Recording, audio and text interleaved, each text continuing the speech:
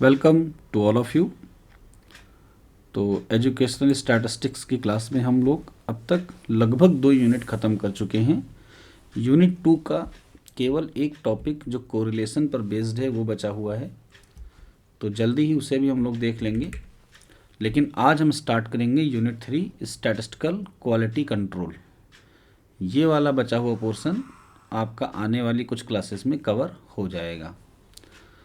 तो यूनिट 3 में जो कॉन्सेप्ट है ये आपके लिए इम्पॉर्टेंट है, और हमने आपको इंट्रोडक्शन क्लास में बताया भी था कि क्वालिटी कंट्रोल का पूरा 100 नंबर का हिस्सा आता है आईसीएस के पेपर नंबर 4 सेक्शन 5 में।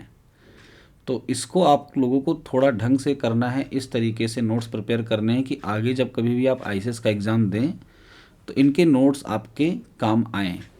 तो जितना भी मैटर है आपको उसको लिख के रखना है और चीज़ों को अच्छे से समझते हुए चलना है, और कठिन कुछ भी नहीं है इसमें। जो कुछ भी है वो सब आपको ईजिली समझ में आएगा, और स्टैटिस्टिकल कैलकुलेशन है तो वो सब आप कर लोगे आराम से। तो चलिए स्टार्ट करते हैं। टॉपिक का नाम है स्टैटिस्टिकल क्वालिटी कंट्रोल। तो पहले इसके नाम को ही समझते हैं। स्टैटिस्टिकल मीन्स जहाँ भी स्टैटिस्टिक्स लगेगी वो सब स्टैटिस्टिकल है। क्वालिटी कंट्रोल मीन्स हम किसी क्वालिटी को कंट्रोल करने जा रहे हैं। अब ये क्वालिटी किसकी है जो हम कंट्रोल करने जा रहे हैं? यहाँ पर क्वालिटी का मतलब इंसानों की क्वालिटी से नहीं है, जैसे कि हम लोगों की जो कुछ क्वालिटीज़ होती हैं, ऑनेस्टी, ब्यूटी, इनको कोई कंट्रोल नहीं कर रहा है। यहाँ पर क्वालिटी मीन्स प्रोडक्ट। जब भी कोई सामान प्रोड्यूस हो रहा है तो प्रोड्यूस होने के बाद क्या वो एक्सेप्टेबल क्वालिटी का है, यानी क्या वो इतना अच्छा है कि हम उसको यूज़ करें या फिर नहीं। तो अगर किसी भी प्रोडक्ट की क्वालिटी में कमी आती है तो उसका सीधा सा असर किस पे पड़ता है? बिजनेस पे। यानी क्वालिटी डाउन, बिजनेस डाउन। और गुडविल ख़राब होने के बाद आप अच्छी क्वालिटी का भी बनाओगे ना तो लोग नहीं खरीदेंगे, क्योंकि तब तक मार्केट में कोई और अपने पैर पसार चुका होगा, यानी कि उसका प्रोडक्ट चल गया होगा। तो कई बार ऐसा भी होता है कि आपकी अच्छी क्वालिटी बीच में गड़बड़ हुई तो आपके कस्टमर उससे टूट जाते हैं। तो क्वालिटी सबसे इम्पॉर्टेंट हिस्सा है। लगभग जितनी भी फील्ड्स हैं जहाँ से बिजनेस हो रहा हो या जहाँ से किसी को कुछ फ़ायदा हो रहा हो, जैसे अगर हम डिफेंस की बात करें, डिफेंस मिनिस्ट्री में जो लोग देश की रक्षा करते हैं उनको जो इक्विपमेंट दिए जाते हैं तो वो सब ऐसी क्वालिटी के दिए जाते हैं जो A1 हो, यानी सबसे अच्छी हो। क्योंकि अगर वहाँ पर कहीं कोई दिक्कत होती है तो वो सीधा फैक्ट किस पे करेगा? उनकी जान पे। इसी तरीके से जो कपड़ा बनाने वाली कंपनी है उनमें कपड़ों की क्वालिटी अच्छी रखनी होती है।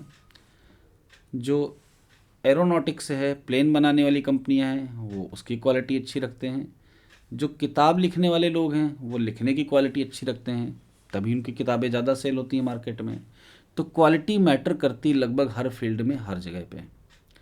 तो चलिए सबसे पहले हम इंट्रोडक्शन देखते हैं, फिर देखते हैं कि कैसे स्टैटिस्टिक्स को क्वालिटी को कंट्रोल करने के लिए यूज़ करेंगे। Statistical quality control is one of the most important application of statistical technique in industry। आ गई इंडस्ट्री की बात, क्योंकि इंडस्ट्रीज जितनी हैं सब क्वालिटी को मेंटेन करती हैं। These techniques are based on the theory of probability and sampling. Quality को कंट्रोल करने के लिए जो थ्योरी हम पढ़ने जा रहे हैं वो प्रोबेबिलिटी पे और सैम्पलिंग पर बेस्ड है। थोड़ी सी प्रोबेबिलिटी लगेगी और फिर थोड़ी सी sampling. And are being extensively used in almost all industries. और ये व्यापक रूप से extensively used in almost all industry, सारी इंडस्ट्रीज में यूज़ होती है। Such as armaments. आर्मामेंट्स मतलब जहाँ पे ये बनते हैं, बंदूकें या तोपें बनती हैं। एयरक्राफ्ट, ऑटोमोबाइल, गाड़ियाँ बनाने वाली कंपनियाँ, एयरक्राफ्ट एरोप्लेन वाली, टेक्सटाइल कपड़ा बनाने वाली कंपनियां, electrical equipment, plastic, rubber, electronics, chemical, petroleum, transportation, medicine and so on. इन सब में क्वालिटी का ध्यान रखा जाता है। In fact it is impossible to think of any industrial field where SQC is not used. ऐसा संभव ही नहीं हो सकता हो कि बिना क्वालिटी की कोई इंडस्ट्री चल रही हो। The most important word in the term statistical quality control is quality. यानी इस पूरे टर्म में सबसे ज़्यादा इंपॉर्टेंट वर्ड कौन सा है? Quality. By quality we mean an attribute of the product that determine its fitness for use. Quality का मतलब किसी भी प्रोडक्ट का वो हिस्सा जो उसकी क्वालिटी को बताए। जैसे अगर खाने पीने का सामान है तो वो कैसे उसकी क्वालिटी अच्छी होगी? पहली चीज़ तो टेस्ट अच्छा हो, खाने में अच्छा लगे। दूसरा चीज़ उसमें जो कंटेंट हो, जिनसे मिलकर वो बना हो, वो हमारी सेहत को नुकसान ना पहुंचाते हों, तो उसकी क्वालिटी को अच्छा माना जाएगा। अगर कपड़े की क्वालिटी की बात करें तो ऐसा कौन सा एट्रीब्यूट है जो कपड़े की क्वालिटी को डिसाइड करेगा? पहली चीज़ देखने में अच्छा हो और पहनने के बाद उसका हमारी स्किन के साथ कोई रिएक्शन ना हो रहा हो, उसके साथ कंफर्ट लेवल पे रहे। तो हर एक प्रोडक्ट की अलग एट्रीब्यूट के हिसाब से उसकी क्वालिटी जज की जाएगी। That determines it's fitness for use. Quality अच्छी है तो वो ये बताती है कि उस प्रोडक्ट को हम यूज़ कर सकते हैं। Quality here means a level या standard of the product which depends on 4 M's. Quality का मतलब है कि प्रोडक्ट का एक स्टैंडर्ड मेंटेन होना चाहिए, एक लेवल होना चाहिए जो कि 4 एम्स से डिसाइड होता है। ये 4 एम है क्या, इन पे डिपेंड होता है कि क्वालिटी अच्छी रहेगी या नहीं रहेगी। बिसाइड्स मैनी अदर फैक्टर्स, इनके अलावा और भी फैक्टर हैं लेकिन इनको हम इम्पॉर्टेंट मानकर 4 एम्स में डिवाइड करते हैं। अब ये 4 एम्स कौन कौन से हैं?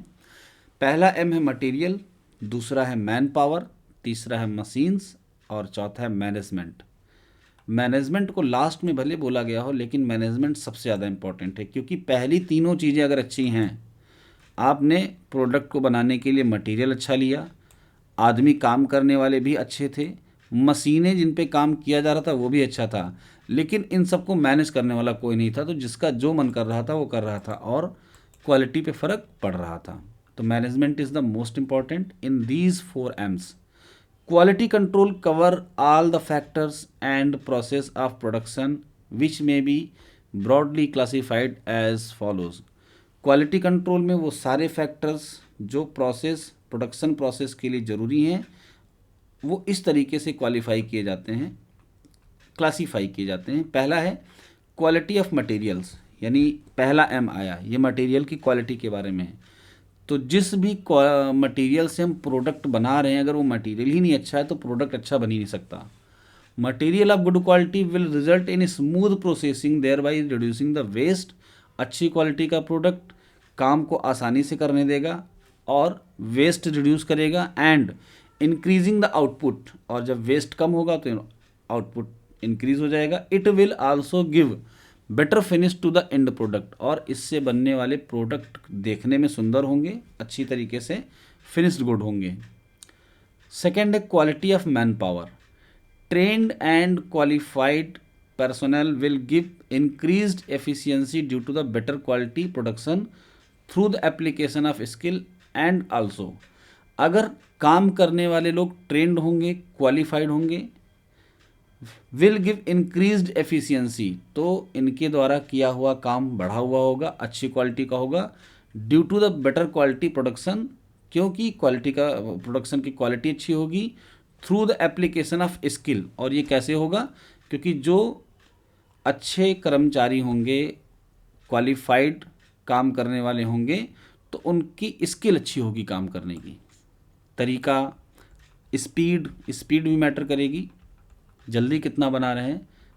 Reduce production cost and waste, और कर्मचारियों के अच्छे होने से प्रोडक्शन की कॉस्ट रिड्यूस होती है। क्यों? क्योंकि एक घंटे में एक अनस्किल्ड वाला 10 पीसेस बना रहा है, स्किल्ड वाला 50 बना रहा है, तो कॉस्ट रिड्यूस होगी और वेस्ट कम होगा, सामान खराब कम होगा। Next, quality of machines. Better quality equipment will results in efficient work due to lack or scarcity of breakdowns and thus reduce the cost of defectives. अच्छी क्वालिटी की मशीन्स रिजल्ट्स अच्छे देंगी, एफिशिएंट रिजल्ट देंगी। क्यों? क्योंकि जो मशीनों के ख़राब होने की वजह से ब्रेकडाउन होते हैं वो कम होंगे, और इस तरीके से कॉस्ट कम होगी, डिफेक्टिव आइटम कम होंगे, उनकी कॉस्ट कम होगी। इसको आप लोग देखते भी होंगे रियल लाइफ में कि मशीनों के ख़राब होने से क्या फ़र्क पड़ता है। आप सब लोग फ़ोटोकॉपी करवाने जाते हो तो फ़ोटोकॉपी की मशीन में जब उसकी कार्ट्रिज या और कुछ ख़राबी आती है तो पेज वेस्ट होते हैं, प्लस जितनी इंक में वो 10 पेज प्रिंट करेगा उतनी इंक बॉर्डर पे या कॉर्नर पे कहीं ना कहीं निकल जाती है। आप लोगों ने देखा होगा कि पेज प्रिंट होने के बाद ऐसा होता है कि उसके कॉर्नर पे बहुत सारी इंक लगी रहती है, यहाँ पर ऐसे, सबने देखा है ये? तो इतनी इंक से पता चला 10 पेज प्रिंट हो जाएंगे, तो वेस्टेज हुआ, पेज का भी वेस्टेज, कभी कभी पेज फंस गए। तो मशीन अगर ख़राब है तो प्रोडक्शन पे भी फ़र्क पड़ता है और क्वालिटी भी ख़राब होती है। Quality of management, a good management is imperative for increase in efficiency, harmony in relations and growth of business and market। अगर मैनेजमेंट अच्छा है तो एफिशिएंसी इंक्रीज होगी, काम करने की क्षमता बढ़ेगी। हार्मोनी इन रिलेशंस, जैसे टीम में एक कप्तान होता है तो कप्तान का काम क्या होता है, वो जो डिसीजन ले रहा है वो तो उसकी पावर है, लेकिन उसका सबसे ज़्यादा इंपॉर्टेंट काम ये होता है कि बाकी खिलाड़ियों में एक रिलेशनशिप बना के रखे। जैसे होता नहीं कि टीम का हर खिलाड़ी अगर अपनी अपनी करने लगेगा तो फिर टीम वर्क नहीं होगा और टीम हारती है। हार्मोनी इन रिलेशंस का मतलब संबंधों में मधुरता, यानी काम करने वाले लोग एक दूसरे पर डिपेंड भी होते हैं, इस वजह से अगर उनके बीच में अच्छे संबंध हैं तो इसका फ़र्क आउटपुट पे पड़ेगा और आउटपुट बढ़ा रहेगा। Growth of business and market, और मार्केट और बिजनेस की ग्रोथ के लिए ज़रूरी है। चलिए कुछ पॉइंट ऐसे हैं जो छूटते हैं, रिमार्क में कवर होते हैं। पहला क्या है, the course of quality control was set by the work of W.A. Stewart of Bell telephone laboratory in 1924। Telephone company में काम करने वाले एक व्यक्ति वाल्टर ए स्टीवार्ट, इन्होंने क्वालिटी कंट्रोल की बात की थी और इन्होंने उसकी थ्योरी डेवलप की थी कि कैसे हम क्वालिटी को कंट्रोल कर सकते हैं। अब वैसे तो एग्ज़ाम के लिए इम्पॉर्टेंट बिल्कुल नहीं, लेकिन अगर आप जानते हैं तो ये अच्छी बात है। He first applied the statistical control chart to manufactured product and, अब ये statistical control chart होते क्या हैं इनके बारे में भी आप जानने वाले हैं। इन्होंने सबसे पहले statistical quality control chart को अप्लाई किया था टू मैन्युफैक्चर्ड प्रोडक्ट, उन प्रोडक्ट पर जो बन चुके हैं, and later used statistical refinements for process control, और उसके बाद स्टैटिस्टिकल रिफाइनमेंट कैसे किया जाए जब प्रोसेस हो रही हो।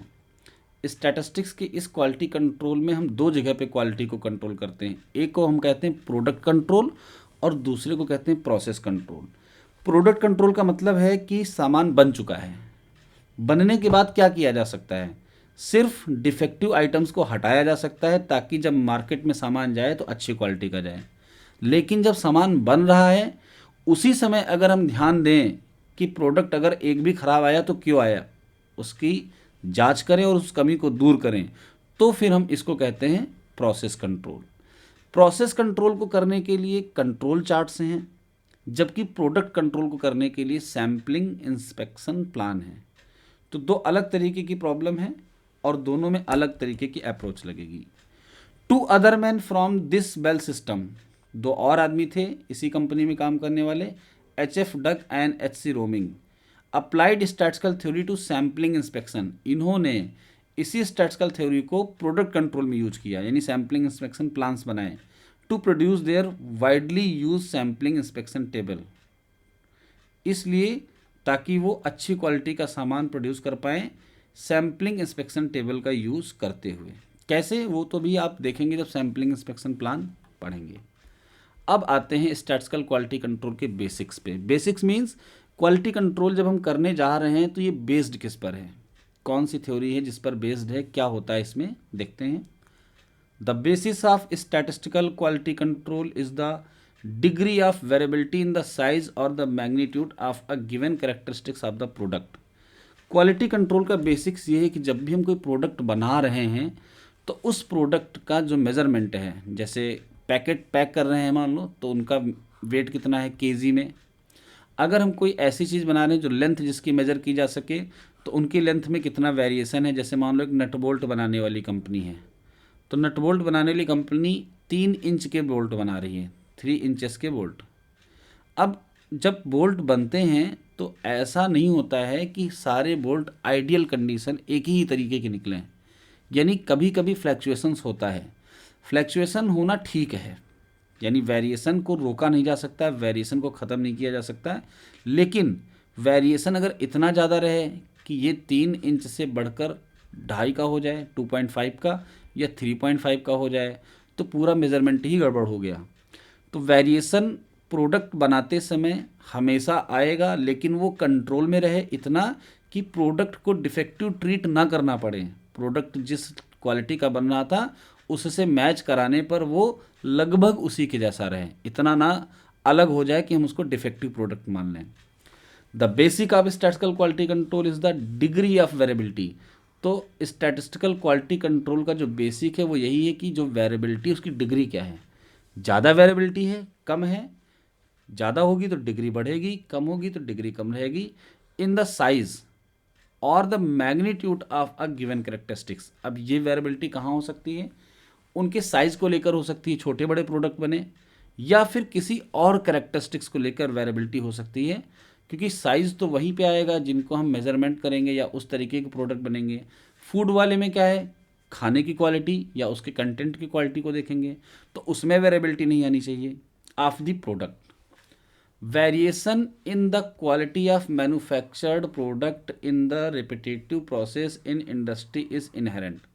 जब भी कभी हम कोई प्रोडक्ट प्रोड्यूस कर रहे हैं तो उसमें वेरिएशन का होना, बने हुए सामान में वेरिएशन का होना इन रिपीटिव प्रोसेस, यानी जब हम प्रोडक्ट को बार बार बना रहे हैं, जैसे एक कंपनी 1 लाख नट बोल्ट बना रही है तो ये अपनी प्रोसेस को 1 लाख बार रिपीट करेगी तब ये होगा। तो रिपीटेशन वाली प्रोसेस में किसी भी इंडस्ट्री में वेरिएशन का होना इनहेरेंट है। इनहेरेंट का मतलब हट ही नहीं सकता, जन्मजात इसको कहते हैं हिंदी में, नेचुरल कह लो, नेचुरल फोर्स है। एंड इनविटेबल, और ये ज़रूरी भी है। ज़रूरी इसलिए क्योंकि एक जैसा सामान कभी भी किसी के थ्रू बन ही नहीं सकता। These variations are broadly classified as being due to 2 causes. जब वेरिएशन आता है तो इनके होने के कारणों को 2 भागों में बांटा गया है। पहला कौन सा है, चांस कॉजेज, दूसरा असाइनेबल कॉजेज। चांस कॉजेज का मतलब वेरिएशन ड्यू टू चांस, कहते नहीं अचानक से हो गया, किसी कारण से हो गया। तो जब किसी रीज़न को हम जिसके कारण वेरिएशन हुआ उसको जान ना पाएँ, या पहले से उसको हम डिटरमाइन ही नहीं कर पाए कि इसकी वजह से भी प्रोडक्ट में वेरिएशन आएगा, तो उसको चांस कॉजेज कहते हैं। कुछ ऐसे कॉजेज होते हैं जिनको हम जान सकते हैं, जैसे मटेरियल ख़राब क्वालिटी का मिले, मशीन अच्छी ना हो, कर्मचारी अच्छे ना हो। ये सब अगर अच्छे नहीं है तो हम इनको जानकर कंट्रोल कर सकते हैं, हटा सकते हैं, नए ला सकते हैं। इनकी वजह से अगर वेरिएशन आता है तो इसको कहते हैं assignable causes. Point to be noted, chance causes की वजह से जो वेरिएशन होता है वो बहुत ही कम होता है, स्लाइटली होता है। लेकिन अगर वेरिएशन असाइनेबल कॉजेज की वजह से हुआ तो ये वो कॉजेज होते हैं जो मेजर कॉजेज होते हैं। इनकी वजह से जब वेरिएशन होता है तो उसका अमाउंट भी ज़्यादा होता है, इसीलिए इनको कंट्रोल करना ज़्यादा ज़रूरी है। चांस कॉजेज को तो कंट्रोल किया भी नहीं जा सकता, it is beyond the control of human hand, आदमी की पहुंच से बाहर है। कैसे, देखते हैं। पहले चांस कॉजेज की बात करते हैं। सम स्टेबल पैटर्न ऑफ वेरिएशन और a constant cause system is inherent in any particular. कुछ ऐसा वेरिएशन होता है जिसका पैटर्न सेट होता है, थोड़ा सा होगा, हमेशा होगा, इसको कांस्टेंट कॉज सिस्टम भी कहते हैं। ये इनहेरेंट है यानी नेचुरल रूप से रहेगा in any particular scheme of production, production की वो कोई भी स्कीम हो। एंड इंस्पेक्शन, और जब हम इंस्पेक्शन कर रहे होंगे, इंस्पेक्शन मीन्स बने हुए प्रोडक्ट का जब परीक्षण कर रहे होंगे उसमें भी वेरिएशन रहेगा। This patterns results from many minor causes. ये जो स्टेबल पैटर्न था वेरिएशन का, इसके बहुत सारे छोटे छोटे कारण हैं that behave in a random manner, और उनके होने का कोई क्रम भी नहीं है, कोई टाइम भी नहीं है, वो रैंडम मैनर में बिहेव करते हैं। The variation due to these causes is beyond the control of human hand. इस तरह का वेरिएशन आदमियों के कंट्रोल करने की पहुंच के बाहर है। And can not be prevented और एलिमिनेटेड, ना तो इसको रोका जा सकता है ना ही हटाया जा सकता है। अंडर एनी सर्कमस्टांसेस, कोई भी परिस्थितियाँ हों, one has got to allow for variation within this stable pattern usually term as allowable variation. जब हम इस तरह के वेरिएशन को अलाउ करते हैं तो इसका नाम रखते हैं अलाउएबल वेरिएशन, यानी इतना वेरिएशन होना कोई बड़ी बात नहीं, हो सकते हैं। The range of such variation is known as natural tolerance of the process. Natural tolerance का मतलब, टॉलरेंस मीन्स होता है कितना हम सह पाएँ, नेचुरल टॉलरेंस का मतलब इतना तो हम करेंगे ही करेंगे, क्योंकि थोड़ा बहुत जो वेरिएशन हो रहा है जिसको हम दूर ही नहीं कर सकते, तो हमारी मजबूरी है उसको एक्सेप्ट करना। तो इस तरीके के वेरिएशंस को natural tolerance of the process के नाम से भी जाना जाता है। जो नए नए टर्म्स आ रहे हैं इनको आप हाईलाइट कर लेना अपने नोट्स में लिखते समय। इससे होगा क्या कि आपको अगर ये वर्ड भी याद है ना, तो आपको लिखने का मटेरियल ऑटोमेटिक याद आ जाएगा। लैंग्वेज सबकी चेंज रहेगी, लेकिन जो टर्म्स हैं, की पॉइंट हैं, इनको नोट कर लेना। जैसे beyond the control of human hand, stable pattern of variation, इस तरीके से। चलिए आते हैं नेक्स्ट टाइप की कॉज पे, जिसकी वजह से वेरिएशन होता है, assignable causes. The second type of variation attributed to any production process is due to non random.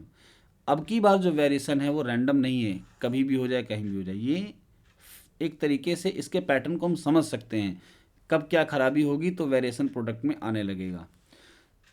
और the so called assignable causes, या फिर हम इनको असाइनेबल कॉजेज कहते हैं।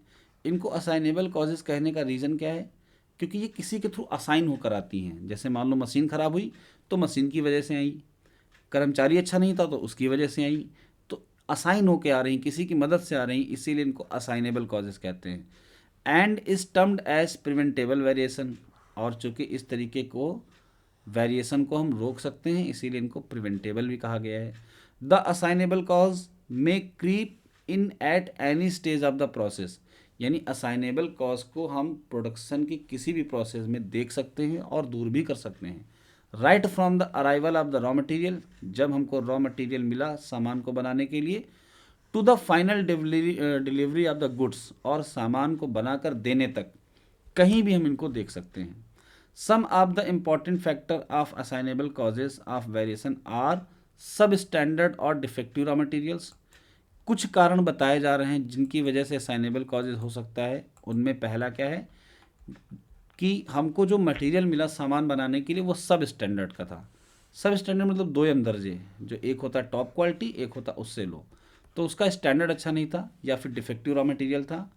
न्यू टेक्निक और ऑपरेशंस, कभी कभी ऐसा होता है कि हम प्रोडक्शन स्टार्ट करते हैं और प्रोडक्शन को स्टार्ट करने में हम सब कुछ नया इस्तेमाल कर रहे हैं, नई तरीके से बना रहे हैं, तो नया तरीका अच्छा रिजल्ट देगा ये पता कब चलता है, जब वो अप्लाई करते हैं उसके बाद ही। तो इसकी वजह से भी आ सकता है। तो ये कि इसके लिए असाइन कौन हुआ, न्यू टेक्निक। अगर वेरिएशन ज़्यादा आया तो इसके लिए यही असाइन होगा कि हमने नया तरीका अपनाया था, इस वजह से ऐसा हुआ। नेग्लिजेंस ऑफ द ऑपरेटर्स, सामान बनाने वाले की अनदेखी, अगर वो ध्यान नहीं दे रहा है, ढंग से नहीं बना रहा है, तो भी वेरिएशन आएगा। रॉन्ग और improper handling of machine, machine को सही से ऑपरेट ना किया जाए। फॉल्टी इक्विपमेंट, सामान बनाने वाली मशीनें ही ना सही हो। अनस्किल्ड और इनएक्सपीरियंस टेक्निकल स्टाफ, यानी जो सामान बनाने वाले लोग थे वो अनस्किल्ड थे, इनएक्सपीरियंस थे, एंड सो ऑन, और ऐसे और भी बहुत सारे reasons. These causes can be identified and eliminated, इन कारणों को हम देख भी सकते हैं, पहचान सकते हैं और दूर भी कर सकते हैं। And are to be discovered in a production process before it goes wrong, और प्रोसेस होते समय हम इनको देख कर दूर कर सकते हैं कि जब ये प्रोडक्ट को ख़राब करे उसके पहले, that is before the production becomes defective, सामान ख़राब हो उसके पहले ही हम इनको देख कर दूर कर सकते हैं। और ये कैसे होगा, अच्छे मैनेजमेंट से। एक क्वेश्चन आपके एग्जाम में आता है, इंपॉर्टेंट है ये, कि इन दोनों के बीच में डिफरेंस क्या है। तो एक टेबल में डिफरेंस आप ऐसे बता सकते हैं। चांस काजेज ऑफ वेरिएशन के लिए consist of many individual causes, यानी इनके होने के लिए बहुत सारे कारण हैं, अलग अलग हैं, जो कि रैंडम है मैनर में।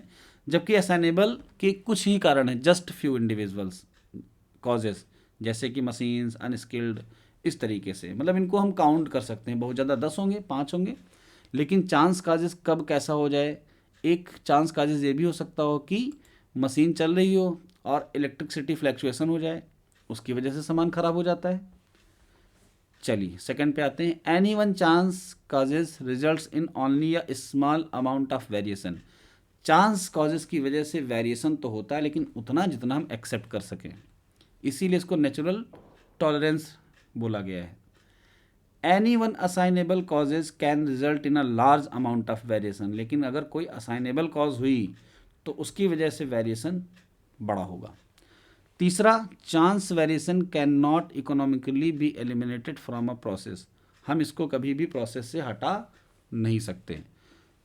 The presence of assignable variation can be detected and action to eliminate the cause is usually economically justified, यानी जब भी कभी हमको असाइनेबल कॉजेज दिखती है तो हम उसको डिटेक्ट करते हैं और दूर करते हैं, ताकि इकोनॉमिकली जस्टिफाइड का मतलब हमारा नुकसान ना होने पाए। Some typical chance causes of variations are slight variation of a machine, lack of human perfection in reading instruments and setting controls, voltage fluctuation and variation in temperatures। और असाइनेबल के क्या है, negligence of operator, defective raw material, faulty equipment, improper handling of machines. चलिए आगे बढ़ते हैं। The main purpose of statistical quality control is to devise statistical technique. SQC यानी statistical quality control का मेन पर्पस क्या है, डिवाइस स्टैटिस्टिकल टेक्निक, यानी statistical technique को खोजना, which would help us in separating the assignable causes from the chance causes, जो हमारी मदद करें इसमें, ताकि हम पहचान पाए कि कौन सी कॉजेज हैं जिनको हम दूर कर सकते हैं और कौन सी हैं जो दूर नहीं हो सकती। दस enabling us to take immediate remedial action whenever assignable causes are present, और जब कभी भी हमको दिखे कि असाइनेबल कॉज है प्रोसेस में, इमीडिएट रिमीडियल एक्शन, तो हम तुरंत उसको दूर करने के लिए कार्य करें। The elimination of assignable causes of erratic fluctuation is described as bringing a process under control, यानी जब भी हम असाइनेबल कॉजेज को एलिमिनेट करेंगे, is described as bringing a process under control, तो इसको हम किस तरीके से बताएंगे कि प्रोसेस कंट्रोल में है, और अगर इसको दूर नहीं कर पाए तो प्रोसेस को कहते हैं out of control. A production process is said to be in a state of statistical control if it is governed by chance causes alone, किसी भी स्टैटिस्टिकल प्रोसेस को हम कब कहेंगे कि वो कंट्रोल में है, जब उसमें केवल चांस कॉजेज ही रहें, असाइनेबल कॉजेज ना रहें। Absence of the assignable causes of variation. चलिए आगे बढ़ते हैं। स्टैटिस्टिकल क्वालिटी कंट्रोल की डेफिनेशन। अभी तक आपने जो कुछ भी पढ़ा वो सब था इंट्रोडक्शन, तो इंट्रोडक्शन से आपको लिखने में मदद मिलेगी। क्वेश्चन जब इसके आएंगे, स्टैटिस्टिकल क्वालिटी कंट्रोल के क्वेश्चन दोनों तरीक़ों से बनेंगे, थ्योरेटिकल भी बनेंगे और न्यूमेरिकल भी बनेंगे। अच्छा, आप लोगों के पेपर अपलोड हो गए हैं एप्लीकेशन पे, तो आप पेपर देखिए और वहाँ से क्वेश्चंस उठाइए। आज अभी हम पेपर को डिस्कस करेंगे कि आपको कौन कौन सी यूनिट इस पेपर के लिए करनी है। Statistical quality control may be broadly defined as that industrial management technique by means of which product of uniform acceptable quality are manufactured।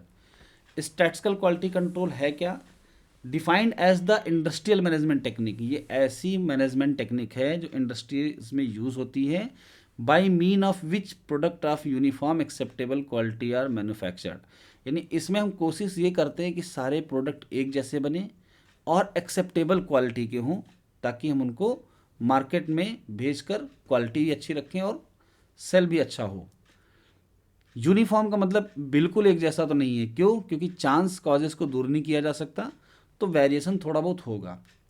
It is mainly concern with setting things right rather than discovering and rejecting those made wrong. और statistical quality control को करने के लिए हम क्या करेंगे, सारी चीज़ों को पहले से ही सही रखें। कर्मचारी, मशीन्स, अगर हम इनको पहले से ही सही रख रहे हैं तो हम कमी को ढूंढने जाएंगे ही नहीं। सब कुछ पहले से सही तो सामान अच्छा बनेंगे। मतलब बजाय इसके कि हम कमियों को ढूंढें और उनको दूर करें, उससे अच्छा है कि पहले से ही हम सारी सेटिंग्स सही रखें। यह डेफिनेशन स्टैटिस्टिकल क्वालिटी कंट्रोल की दी थी डंकन ने। आगे आते हैं process control and product control. ये इंपॉर्टेंट है क्योंकि पूछा जाता है what is process control and product control, तो इसकी लैंग्वेज को भी ध्यान में रखिएगा। During the production process, it is not possible to produce the article of the exact same quality.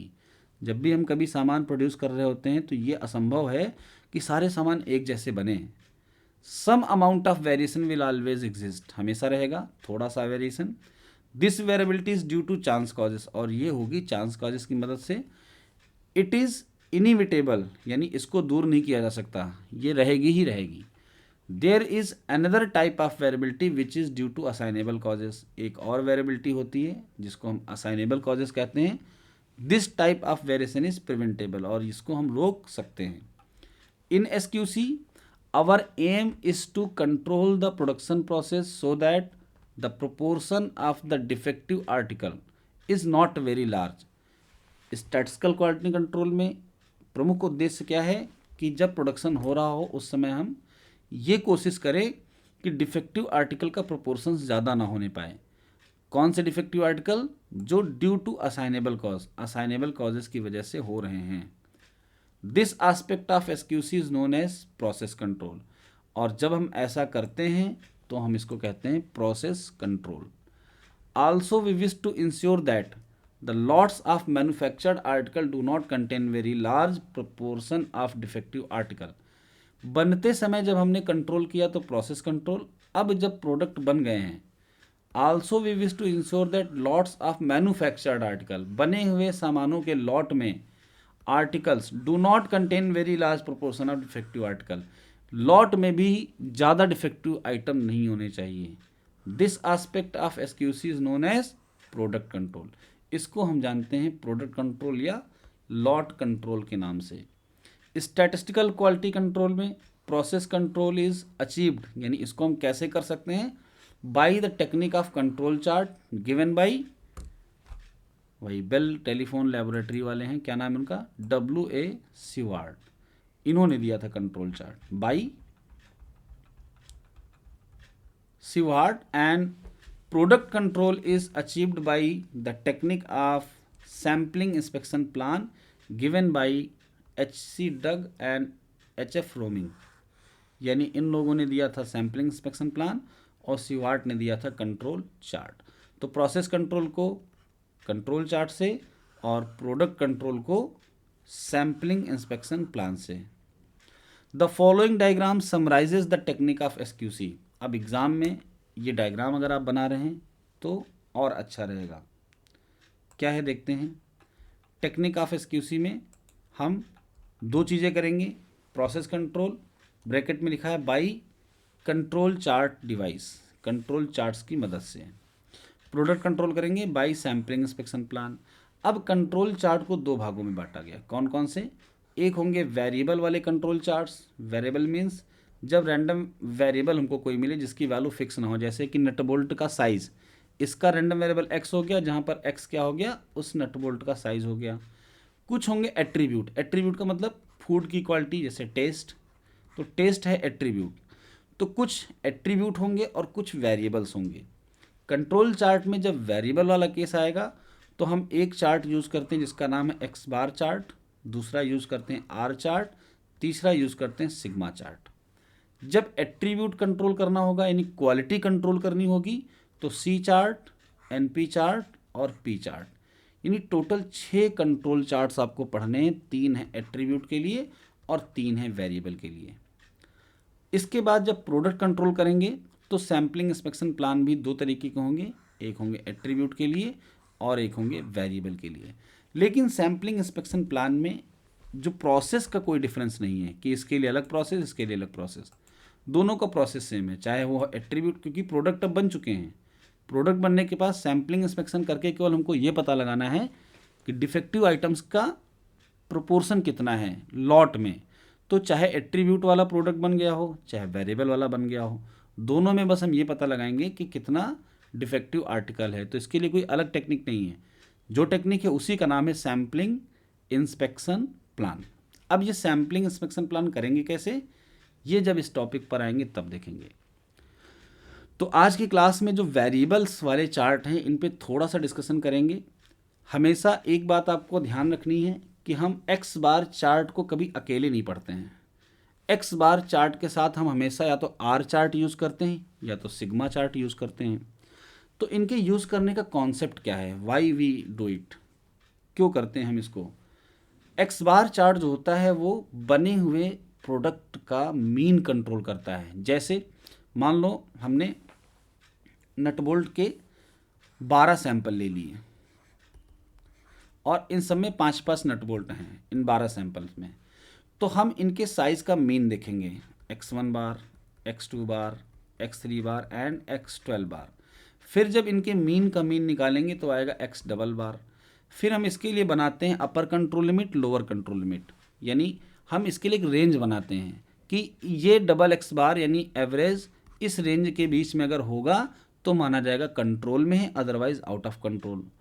तो जब कभी भी मीन के कंट्रोल की बात करते हैं तो अलग अलग लॉट का मीन अलग अलग हो सकता है। जैसे मान लो इस लॉट में जितने भी हमने नट बोल्ट लिए ये सब 5.1, 5.0, 4.9 के आसपास थे। दूसरे लॉट में जितने भी नट बोल्ट आए ये सब 6.0, 6.1, 6.2 ऐसे हो गए।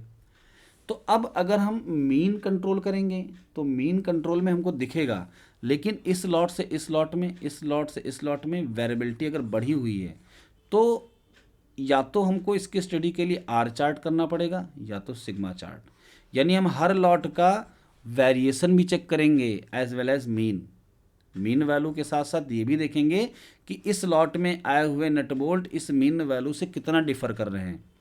तो इस डिफरेंस को जानने के लिए हम या तो इनका स्टैंडर्ड डेविएशन यानी सिग्मा निकालें या तो इनका रेंज निकालें। रेंज भी वेरिएशन को बताता है, सिग्मा भी बताता है। दोनों में बेस्ट कौन सा है? आर और सिग्मा में कौन अच्छा होता है वेरिएशन का मेजर? कोई आइडिया नहीं आप लोगों को?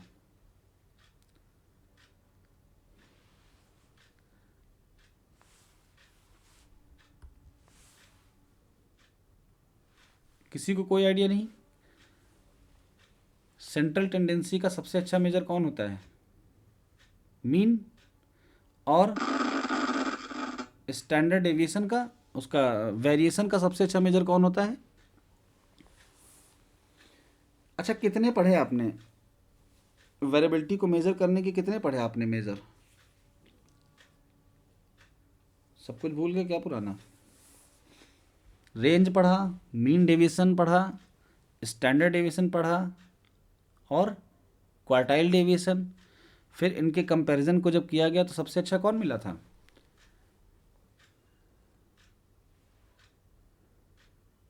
चलो थोड़ा सा तुम लोग रिवाइज करो चीज़ों को पुरानी, क्योंकि इतना ज़्यादा नहीं भूलना है। सबसे अच्छा जो मेज़र मिला था वेरिएबिलिटी को मेज़र करने का वो था स्टैंडर्ड डेविएशन। इसके नाम क्या है? स्टैंडर्ड इसीलिए तो लगा है क्योंकि ये डेविएशन का स्टैंडर्ड फॉर्मेट है। जैसे कहते नहीं कि इसको स्टैंडर्ड से कंपेयर करो, ये स्टैंडर्ड है बिल्कुल। तो डेविएशन का जो स्टैंडर्ड फॉर्मेट है वो सिग्मा है। तो वेरिएबिलिटी का जब अच्छा मेजर सिग्मा है तो why we take it R. क्यों हम आर को ले रहे हैं? तो कंट्रोल चार्ट में आर को इसलिए लिया जाता है क्योंकि कैलकुलेशन करने में ये टफ पड़ता है, ये आसान पड़ता है। आर का मतलब है मैक्सिमम से मिनिमम को माइनस कर दो, तुरंत हमको रेंज मिल गई। जबकि सिग्मा में क्या होता है, हम हर वैल्यू से उसकी मीन वैल्यू को सब्ट्रैक्ट करेंगे, स्क्वायर करेंगे, ऐड करेंगे, फिर इसको एवरेज लेंगे। तो इतनी कैलकुलेशन से बचने के लिए हम लोग जब वेरिएशन ज़्यादा नहीं होता है तो रेंज का यूज़ करते हैं। तो मीन चार्ट अकेला सिर्फ मीन को कंट्रोल करता है। प्रोडक्ट में आपस में वेरिएशन कितना है इसको कंट्रोल करने के लिए हमको इनका स्टैंडर्ड डेविएशन भी देखना होता है। तो या तो हम मीन के साथ आर चार्ट की स्टडी करते हैं या फिर मीन के साथ हम सिग्मा चार्ट की स्टडी करते हैं। अब पहले इसके कि मीन को हम चेक करें, ये बेहतर होगा कि हम सिग्मा चार्ट या आर चार्ट को निकाल के चेक कर लें कि ये कंट्रोल में है कि नहीं है। क्योंकि अगर वेरिएबिलिटी कंट्रोल में नहीं है तो मीन की वेरिएबिलिटी कंट्रोल में होने का कोई फ़ायदा नहीं है। अगर ये है तो अच्छा है, अगर केवल ये है, ये नहीं है तो भी अच्छा है। लेकिन अगर आपस में जो वेरिएशन रख रहे थे एलिमेंट्स वो आउट ऑफ कंट्रोल हो गया और मीन कंट्रोल है तो इसका कोई फ़ायदा नहीं हुआ, यानी हमारा प्रोडक्ट डिफेक्टिव होगा ही होगा। तो प्रोडक्ट के बीच में जो वेरिएशन है वो कंट्रोल होना ज़्यादा ज़रूरी है जब हम अलग अलग लॉट का चेक कर रहे हों। तो इन तीनों को स्टडी करने के लिए हम लोग पढ़ेंगे सबसे पहले 3 सिग्मा लिमिट्स। यानी जब भी हम किसी डेटा को देखते हैं तो अगर वो डेटा नेचुरल प्रोसेस से आया है, सब कुछ सही रहा है, तो उस डेटा का मीन कैलकुलेट करते हैं, सिग्मा कैलकुलेट करते हैं और बनाते हैं 3 सिग्मा लिमिट। कैसे बनाते हैं 3 सिग्मा लिमिट? एक्स बार माइनस 3 सिग्मा टू एक्स बार प्लस 3 सिग्मा। अब ये सैंपल को देखकर नहीं बनाएंगे, जब कभी भी पॉपुलेशन ऐसी रही हो जिसके ज़्यादातर प्रोडक्ट अच्छे रहे हों, उसका मीन और उसका सिग्मा को स्टैंडर्ड मानते हुए हमने ये लिमिट्स बनाई। अकॉर्डिंग टू नॉर्मल डिस्ट्रीब्यूशन ये सिग्मा लिमिट कितना एरिया कवर करती है? 0.9973, यानी बने हुए प्रोडक्ट का 99% हिस्सा इसी लिमिट के बीच में होगा। मान लो 10,000 प्रोडक्ट बने तो लगभग 99,073 प्रोडक्ट ऐसे होंगे जो इसी रेंज में रहेंगे। तो ये एक ऐसी रेंज है जिसके अंदर अगर प्रोडक्ट आते हैं तो नेचुरली हम मानते हैं प्रोसेस इज़ अंडर कंट्रोल। लेकिन जब हम ये वाली लिमिट बनाएं और इसको ग्राफ पेपर पे प्लॉट करते हैं ऐसे, ये हो गई x प्लस 3 सिग्मा और ये हो गई x माइनस 3 सिग्मा, तो 99% प्रोडक्ट इसमें होने चाहिए, ये कहती है नॉर्मल डिस्ट्रीब्यूशन की थ्योरी। लेकिन अगर प्रोडक्ट इसके बाहर जाने लगें और इसके नीचे जाने लगें, तो जब ऐसा हमें दिखने लगता है कि 3 सिग्मा लिमिट के बाहर भी प्रोडक्ट प्लॉट हो रहे हैं, तब हम कहते हैं कि प्रोसेस आउट ऑफ कंट्रोल है। यहाँ पर जो यूज़ किया जा रहा है वो है नॉर्मल डिस्ट्रीब्यूशन की प्रॉपर्टी एरिया वाली, और जितनी प्रोसेस होती हैं इनिशियली हम उनको नॉर्मल मान के चलते हैं। तो ये सबको क्लियर हुआ 3 सिग्मा लिमिट वाला कॉन्सेप्ट। चलिए, आप लोगों की आवाज़ नहीं आ रही है, ऐसा मतलब क्यों हो रहा है? कोई भी नहीं बोल रहा है कि बोलना नहीं चाहते हैं सब लोग?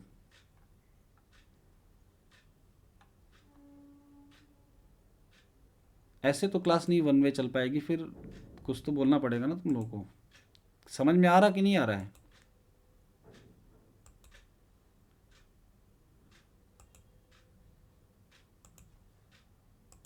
आ रहा है सर। चलिए, तो कंट्रोल चार्ट्स कितने तरह के होते हैं ये हम जान चुके हैं। वेरिएबल के लिए 3 होंगे, X bar, R and sigma, और 3 होंगे एट्रीब्यूट के लिए, P, N P and C chart. तो जब ये चार्ट्स आएंगे तब इनके बारे में और डिटेल से जानेंगे और फिर देखेंगे कि ये बनते कैसे हैं और फिर कैसे हम बताते हैं कि प्रोसेस कंट्रोल में है।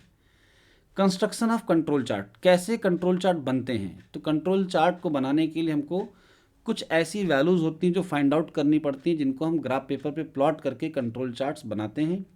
देखते हैं वो कौन सी वैल्यूज़ हैं। The main objective in a production process is to control and maintain the quality of the manufactured product. Quality control का, स्टैटिस्टिकल क्वालिटी कंट्रोल का मुख्य उद्देश्य यही है कि हम बने हुए आर्टिकल को या बनते समय क्वालिटी को कंट्रोल में रखें, so that it conforms to specified quality standard, ताकि ये उससे मेल खाएं जो स्पेसिफाई है कि इस तरह का बनना चाहिए, एक अच्छी क्वालिटी का। We wish to ensure that the production of the defective article in a production process is not too large, और हम ये भी सुनिश्चित करना चाहते हैं कंट्रोल चार्ट को बनाकर कि हमारे प्रोडक्शन में डिफेक्टिव आइटम्स का प्रोपोर्शन बहुत ज़्यादा नहीं है। This is called process control and is achieved by the technique of control chart. इसी को कहते हैं प्रोसेस कंट्रोल, और इसको कैसे अचीव कर सकते हैं? कंट्रोल चार्ट की मदद से, given by W.A. Seward। Seward's control charts based on the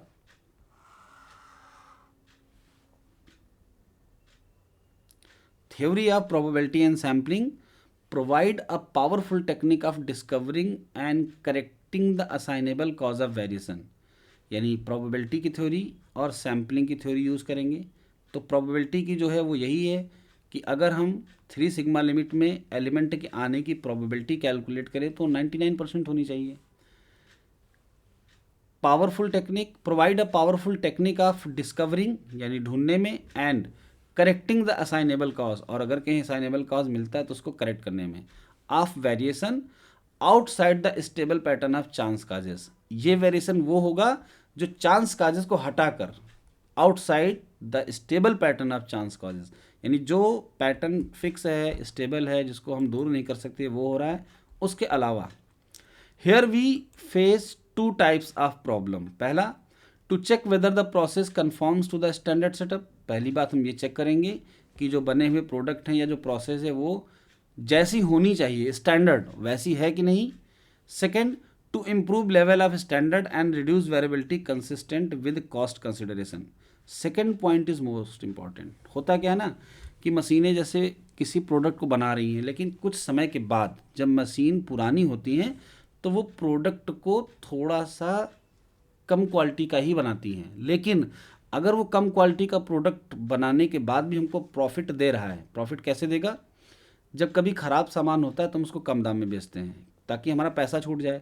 लेकिन हो सकता हो कि उसकी लागत उस कम दाम से भी कम हो, यानी उसके बनने में जो खर्च आया हो, हमने पहले उसको बेचा 100 रुपये में, जब क्वालिटी थोड़ी सी गड़बड़ हुई तो हम बेच रहे हैं 80 में, जबकि उसकी कॉस्ट आ रही थी 40 रुपीज़. तो अभी प्रॉफिट 60 था, अब 40 हो जाएगा. तो मशीन के थोड़ा ख़राब होने से प्रोडक्ट में जो थोड़ी बहुत कमी आई उससे हम उसको इस प्राइस पे बेच सकते हैं. तो इस प्राइस पे प्रोडक्ट को अच्छा मानने के लिए क्या करेंगे? हम अपने स्टैंडर्ड को ही रिड्यूस कर लेंगे. लिखा नहीं, to improve level of standard, यानी हम लेवल के स्टैंडर्ड को इम्प्रूव करेंगे. And reduce variability consistent with cost consideration, और वेरिएबिलिटी को रिड्यूस करेंगे इस बात को मानते हुए कि कोई भी एक्स्ट्रा खर्च नहीं करना पड़ा हमें. अब इसके स्टैंडर्ड को इम्प्रूव करने में कभी कभी हम बढ़ाते भी हैं और कभी कभी घटाते भी हैं. कैसे करेंगे ये देखेंगे जब सवालों को लगाएंगे. चलिए next. A control chart consist of the following three horizontal lines. Control chart की कंस्ट्रक्शन में हम 3 हॉरिजेंटल लाइन का यूज़ करते हैं. कौन कौन सी लाइन होती है वो? एक होती है सेंट्रल लाइन या कंट्रोल लाइन, और एक होती है अपर कंट्रोल लिमिट, और एक होती है लोअर कंट्रोल लिमिट. अब ये बनेंगे कैसे ये देखेंगे अभी हम. Control line to indicate desired standard of the process. हमेशा कंट्रोल लाइन ये बताती है कि इस लेवल का प्रोडक्ट होना चाहिए. अब वेरिएबिलिटी में या तो प्रोडक्ट इसके ऊपर जाएगा या तो इसके नीचे जाएगा, लेकिन ऊपर कहाँ तक? जब हम इसको लिमिट कर देंगे कि ऊपर यहाँ तक जा सकता है तो इसको कहते हैं अपर कंट्रोल लिमिट. और अगर वेरिएबिलिटी माइनस में हो रही है तो नीचे प्रोडक्ट कहाँ तक जाएगा? लोअर कंट्रोल लिमिट तक. तो किसी भी कंट्रोल चार्ट की ये 3 हॉरिजेंटल लाइन होती हैं. Control line, upper control limit and lower control limit. चलिए आगे बढ़ते हैं. In the control chart UCL and LCL means upper control limit and lower control limit are usually plotted as dotted line. इस बात का ध्यान रखना, एग्जाम में भी जब आप कंट्रोल चार्ट कंस्ट्रक्ट करेंगे तो अपर और लोअर को डॉटेड लाइन से बनाना. And control line is plotted as dark bold line. Let, अब यहाँ से स्टार्ट हुई प्रोबेबिलिटी वाली थ्योरी जो हम लगाएंगे. Let T be a statistics if the process is in statistical control. T एक स्टैटिस्टिक्स है जबकि प्रोसेस कंट्रोल में है. That is no assignable causes are present. The sampling fluctuation of T will be due to chance causes only. यानी इस T में जो भी फ्लैक्चुएशन आएगा वो सिर्फ और सिर्फ चांस कॉजेज की वजह से है. In such case we suppose that, और अगर ऐसा है तो हम मान सकते हैं कि T नॉर्मल डिस्ट्रीब्यूशन को फॉलो कर रहा है with some mean and some variance. Mu T and sigma T square इसका नाम दे दिया गया. अब यहाँ पर T कोई स्टैटिस्टिक्स है, प्रोडक्ट की क्वालिटी को बताएगा, वो T. एक्सपेक्टेड ये हो गया, वेरिएंस ये हो गया. तो अगर हम इस T के लिए 3 सिग्मा लिमिट का एरिया चूज करें तो 0.9973% होगा नॉर्मल की टेबल से. यहाँ पर तो किसी को कुछ समझाने की जरूरत नहीं कि 3 सिग्मा लिमिट पे इतना एरिया कवर होता है. ये सबको क्लियर है. चलिए आगे बढ़ते हैं. इस पूरी क्वेश्चन में क्या किया गया? मीन वैल्यू को सब्ट्रैक्ट किया गया. तो यहाँ T माइनस म्यू टी हो गया और ये यहाँ से यहाँ तक हो गया. T minus mu T means जो भी स्टैटिस्टिक्स हो और जो भी उसका पॉपुलेशन का मीन हो, इनके बीच का डिफरेंस इस रेंज में होना चाहिए. इसी क्वेश्चन को लिख सकते हैं mod this is less than 3 sigma T. अब मॉड में प्लस और माइनस दोनों कवर हो गए. 3 सिग्मा टी से छोटा होना चाहिए इसका मॉड, या फिर इससे बड़ा होने की जो प्रोबेबिलिटी होगी वो 0.0027 होगी.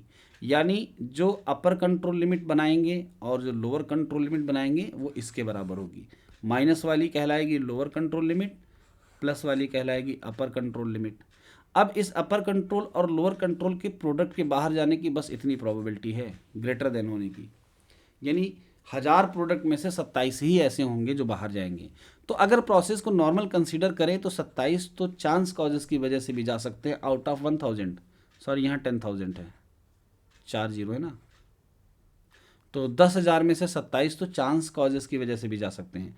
तो प्रोसेस नॉर्मल होने के केस में इतने जा रहे हैं तो ठीक है, चांस कॉजेस है। लेकिन अगर इससे ज़्यादा जाएंगे तो फिर हम देखेंगे किसी असाइनेबल कॉज को कि है क्या। When it is non-normal, we have from Chebyshev inequality. अब इस तरीके का जो एक बनाया गया क्राइटेरिया कि इतने प्रोडक्ट बाहर जाएंगे, ये तब था जब टी को नॉर्मल सपोज किया गया था। ऐसी सिचुएशन भी हो सकती कि टी नॉर्मल ही ना हो, तो जब नॉर्मल नहीं होगा तो फिर से ये क्राइटेरिया हम कैसे बनाएंगे, चेबीशेव इनइक्वालिटी से। कैसे बनेगा, x minus expected x less or equal to some constant k greater or equal to this. इस चेबीशेव इनइक्वालिटी में रैंडम वेरिएबल x को मान लेंगे t, यानी जो भी हमारी स्टैटिस्टिक्स होगी जिसकी भी क्वालिटी की टेस्टिंग करनी होगी। एक्सपेक्टेशन x इसी t का मीन हो जाएगा और वेरिएंस x इसी t का वेरिएशन हो जाएगा। k की वैल्यू कांस्टेंट है तो हम कुछ भी ले सकते हैं, इसको ले लिया गया 3 sigma t।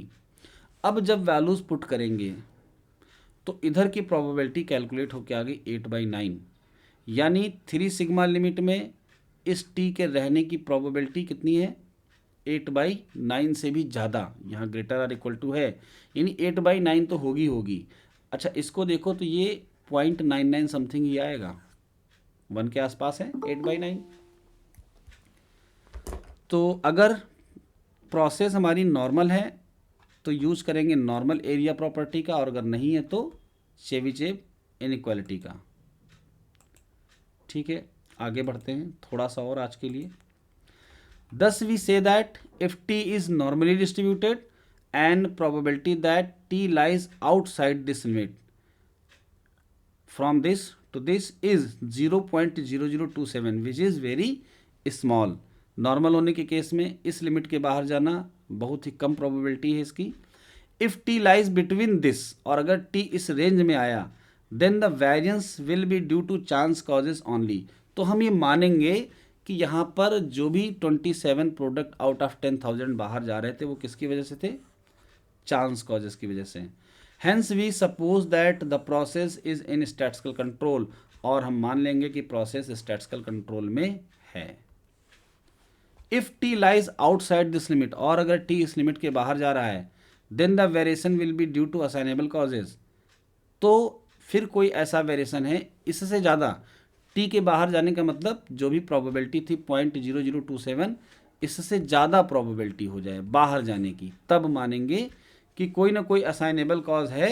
Hence in this case the process is suppose to out of statistical control, और तब हम कहेंगे कि स्टैटिस्टिकल प्रोसेस कंट्रोल के बाहर है।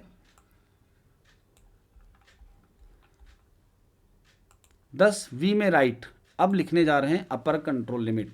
तो किसी भी स्टैटिस्टिक्स की अपर कंट्रोल लिमिट कैसे बनेगी, उसकी मीन वैल्यू से 3 टाइम स्टैंडर्ड डेविएशन प्लस करेंगे और लोअर के लिए माइनस करेंगे। अब आगे जब हम कंट्रोल चार्ट्स बनाएंगे तो इन्हीं फार्मूलों का यूज़ करेंगे। कंट्रोल लाइन हमेशा मीन पे होती है तो ये एक्सपेक्टेशन टी के बराबर होगी। If mu T and sigma T R not known, ऐसा भी हो सकता है कि पॉपुलेशन की ये वैल्यूज हमें पता ना हो, तो क्या करेंगे, they are estimated from the sample observation. तो हम इन्फ्रेंस की टेक्निक लगाएंगे और इनको सैंपल की मदद से एस्टीमेट करेंगे। Mu T is estimated by the sample mean, जब पॉपुलेशन का मीन होता है तो सैंपल मीन से एस्टिमेट होगा। And sigma T square is examine by with in